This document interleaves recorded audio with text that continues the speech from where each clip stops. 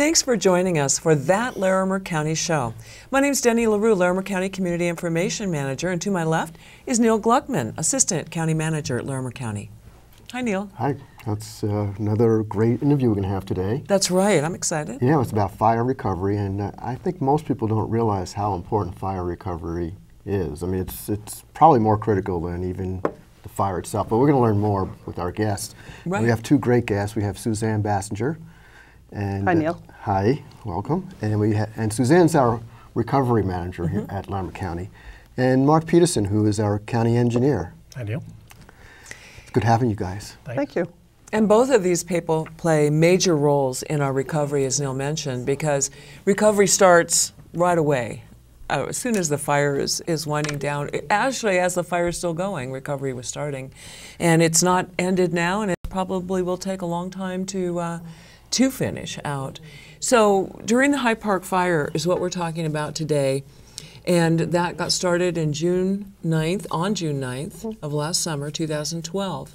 So we're in our 8th month post-fire, Hyde Park fire in northwest of Fort Collins. 87,000 acres burned and 259 homes burned down.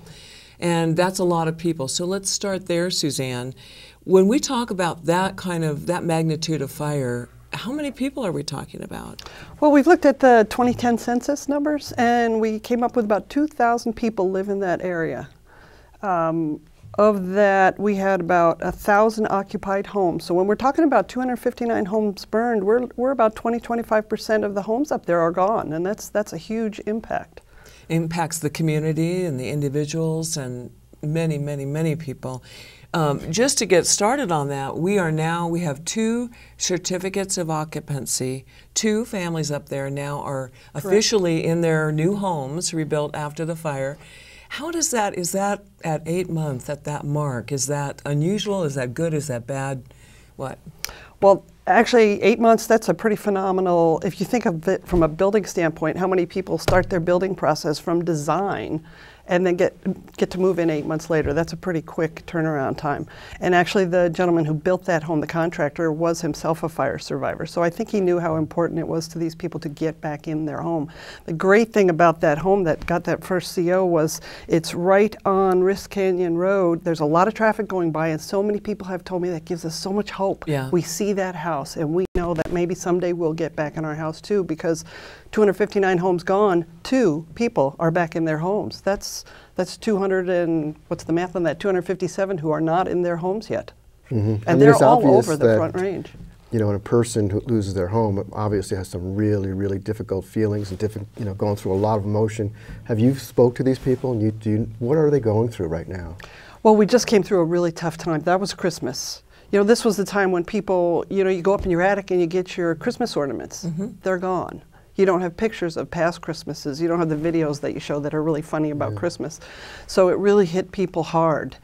There are a lot of people out there who haven't decided yet whether they want to go back to that area, and they're still dealing with, where are we going to live? Where's our home? Are we in a place in our life where we want to rebuild another house up there? So a lot of emotional issues. And you know what I've really noticed is when I first started, and I started in September, people were kind of shell-shocked about what was going on. They really didn't have an idea of what they were going to do.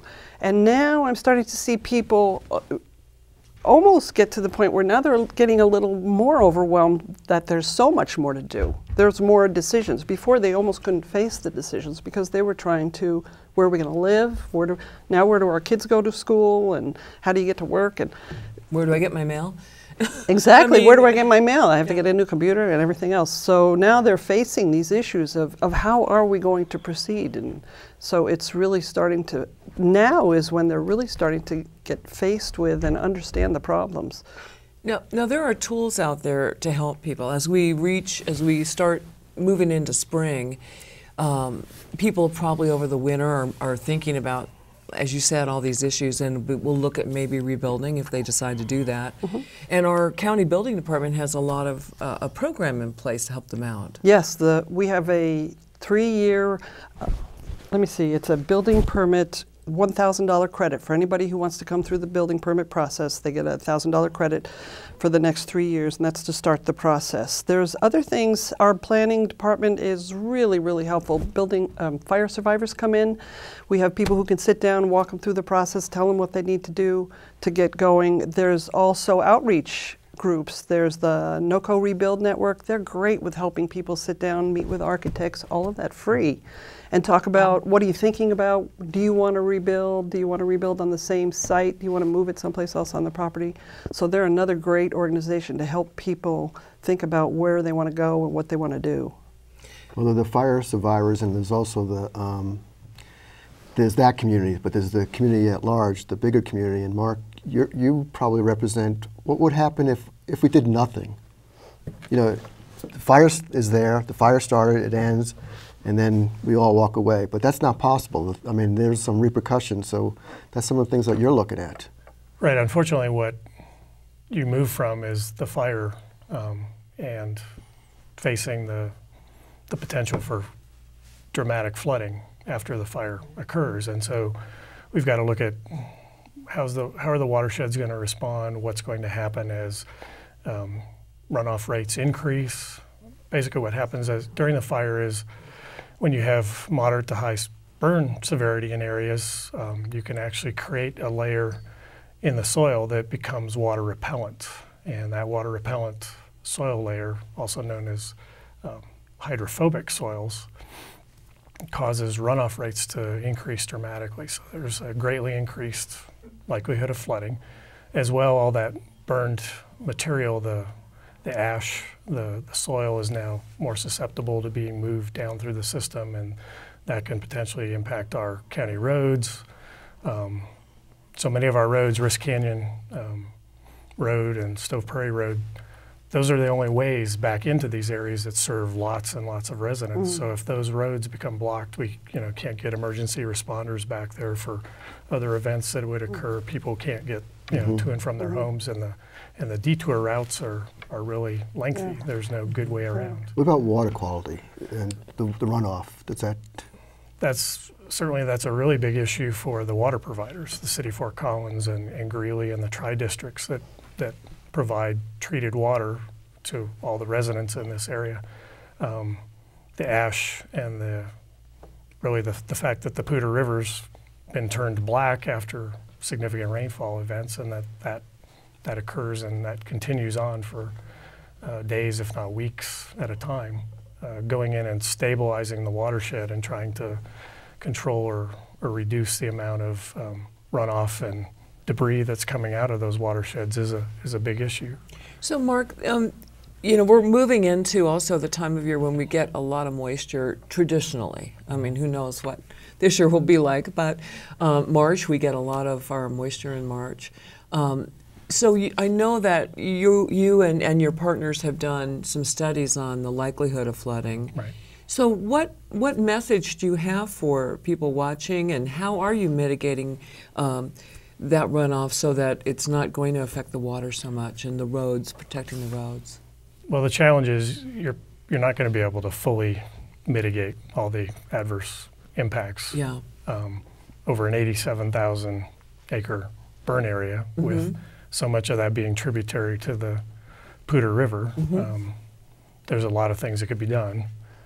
A big part of it has just been to try to understand what are the risks, how much are flow rates potentially going to change, how much additional risk is there of flooding, and studies that have been done indicate that if you compare a pre-fire condition to what's now in existence after the fire, we could see floods that are 3, 4, 5 times, 6 times larger than what's been there before. So when it comes to infrastructure, we're in there looking at what can we do to increase the size on some of our culverts, again, because Rist Creek Road, for example, is such an important corridor. We're in there right now, upsizing some of those culvert crossings. The Whale Rock community, And that was a really successful partnership project, that Whale Rock Bridge, right? Right. Putting that in. So we had, private contracting community, donations, United Way, Larimer County to some extent was involved in, creating that new culvert crossing and in providing better access to the Whale Rock neighborhood. We're also making sure that our roadway isn't as susceptible to being washed out or flooded out. But the sheer magnitude of it makes it a challenge to fully mitigate for things. We're doing things that will hopefully improve conditions. A big part of that was the aerial mulching that was done. Really, the county got in and contacted a lot of the property owners, and we had great cooperation from property owners really letting that activity be done. That was a huge effort because every property owner had to be contacted to get permission to be able to aerial mulch over their. Right, and that was done on short notice. We had cases where, county staff were, picking up a permission slip from, somebody who was, running errands in town, and we just had great cooperation from people. And then the city of Fort Collins and Greeley funded those efforts, and they managed to get mulch on 3,000 acres.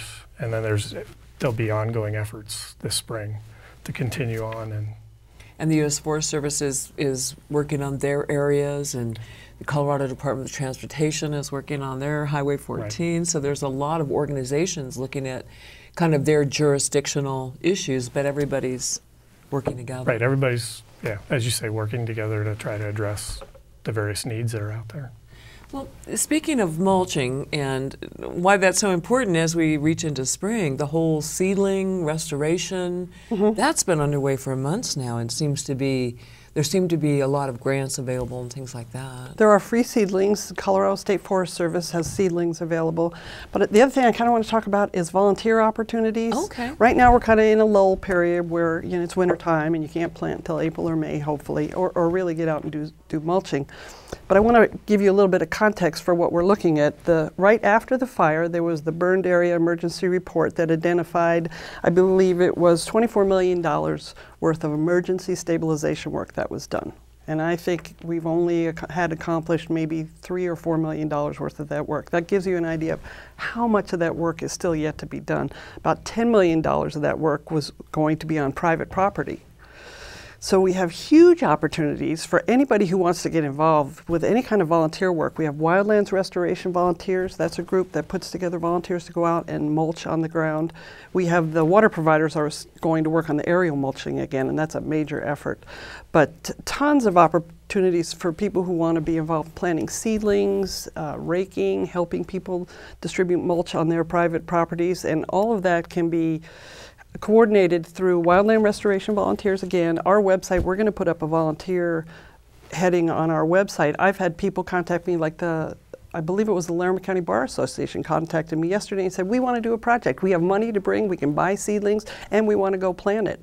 All we need is somebody to organize that. So we're working on putting that together, maybe putting a heading where people can contact me or Larimer County or wildland restoration volunteers and put together these groups. This kind of makes me ask the question of your job as recovery manager seems to be somewhat unique but very important.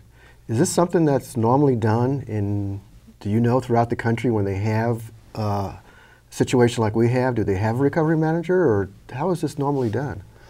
That's a good question, Neil, because I don't know. I haven't had time to raise my head to look around to see what other people do. I do know Boulder hired a recovery manager, and he's still working at it. I actually got a call from somebody in Colorado Springs who called me up and said, how did you get your job, and how did they form your job? Because we don't have somebody like you down here, and we need that. Well, so I think it's individual. And just for some context there, when the fire first got started, we opened the Disaster Recovery Center with the Department of Local Affairs, and then we transitioned into fire recovery manager work with Gary Darling, who had a regular job at the county and took that on. And I think that our county manager and our commissioners and everybody knew that in order to move farther and accomplish what we needed to, this position needed to be created, and it was created for a year to start.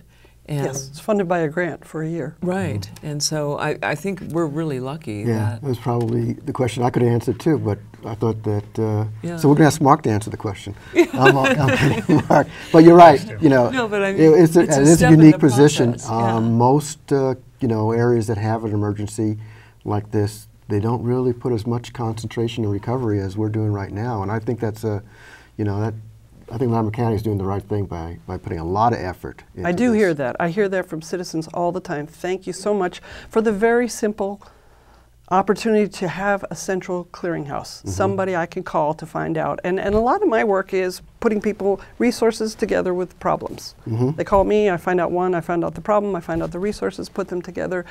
So it's really beneficial. We get a lot of appreciation from a lot of people. I also wanted to mention a few other groups that are doing a great job towards helping people, and that's the Long-Term Recovery Group. That's a group of citizens in northern Colorado came together to help people with unmet needs. And they organize, volunteers. They also are still in need of donations. They have about $400,000 right now that they're starting to distribute to individuals with unmet needs, uninsured, underinsured. And they need more funds. There's definitely much more than $400,000 worth of need out there when you think of 259 homes lost. Not all of those people were insured, and a great amount of them were underinsured, and what we're finding is it's about 30% underinsured. So if you look at 259 homes underinsured, you're talking about millions of dollars needed to rebuild those. And we have 400,000 sitting in the coffers. If anybody is interested in donating, the Long-Term Recovery Group takes donations, so does the Community Foundation of Northern Colorado, and they have funds set up just for the High Park fire.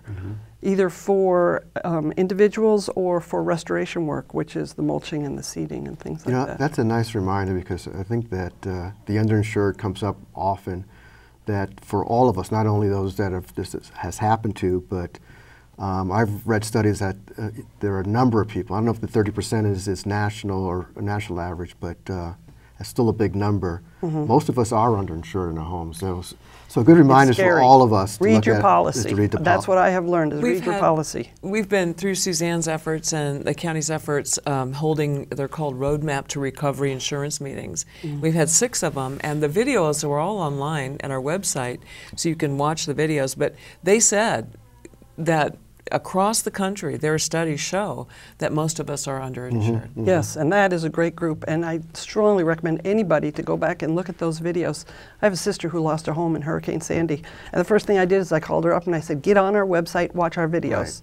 And she said they were amazingly helpful. Well, I think most of us probably think it's not going to happen to us, but the point is it can happen to anybody at any time, and it's better to be safe. Not only safe, but also have your house insured at the right amount, or else you're going to be sorry. Call your agent and just review your policy. Right. Well, and Mark, that's one thing, speaking of insurance, is that... We know that Mark is uninsured, so... He's in the insurance, no.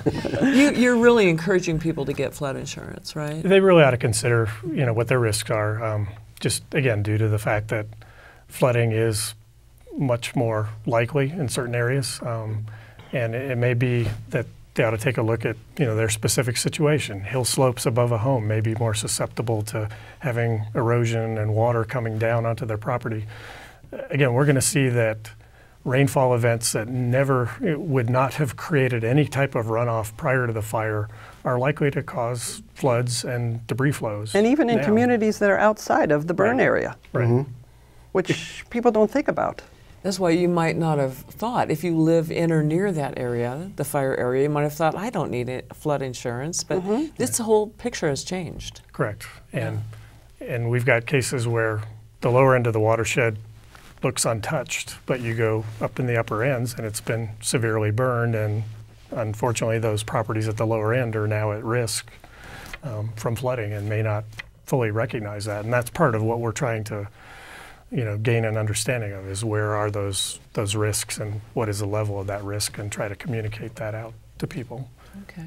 But most any insurance agent can write flood insurance policies. It's not super costly if you're not in a designated flood zone, and most properties in the High Park burn area would fall in that category. They would qualify for relatively low cost insurance on structures or the contents.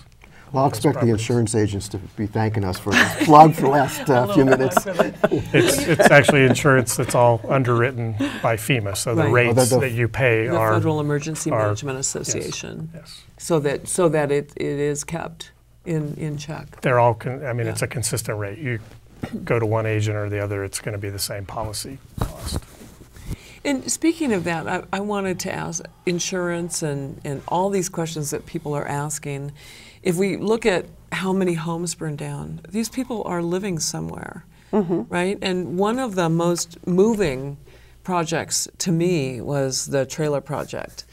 Oh, that was a great one. It was That was a people great who were one. living up in the burn area in the winter. And it's now. ongoing, correct? Right, and they were living in tents and stuff. And horse trailers. Right, and so tell us about that project. That was very moving, and where else are people living?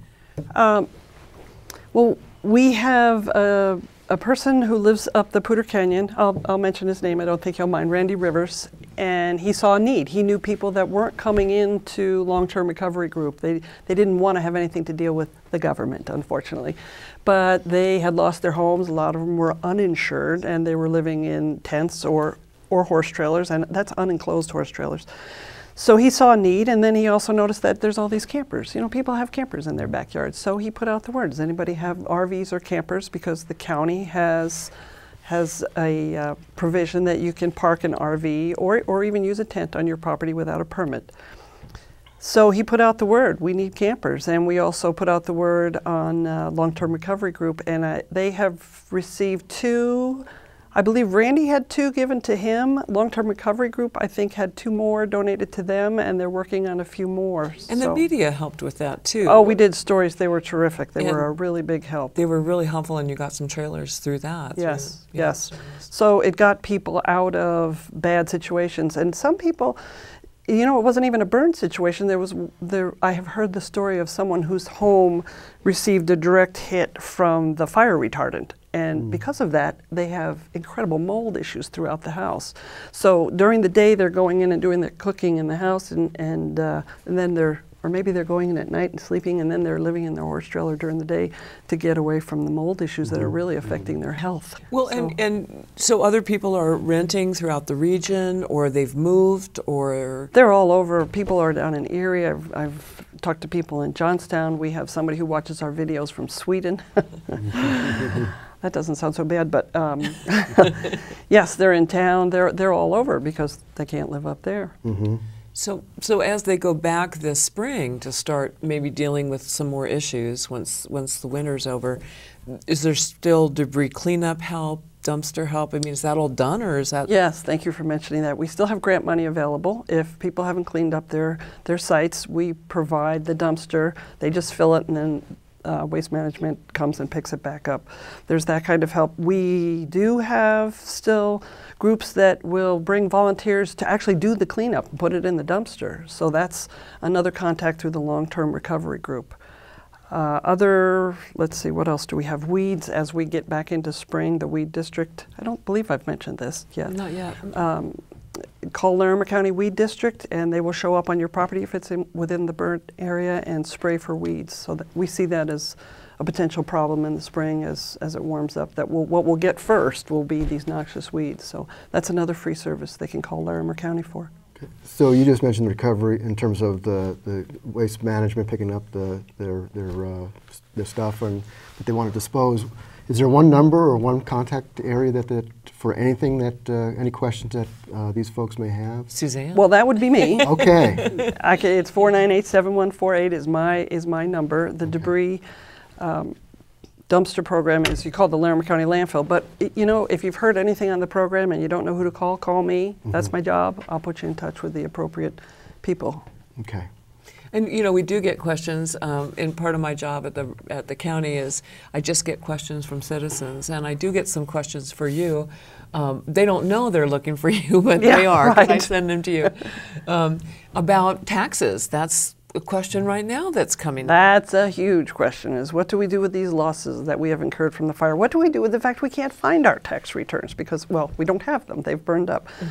Through Senator Udall's office help, Larimer County has hosted a tax workshop to help people understand, you know, how they handle these issues, their losses, or even the lack of having records. If you've got a business and you've lost all your records.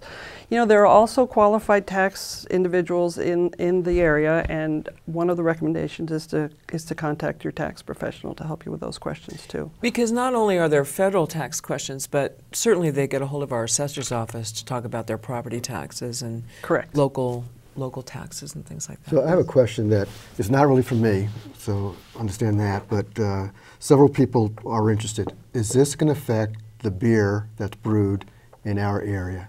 The water quality? Water quality? Yep.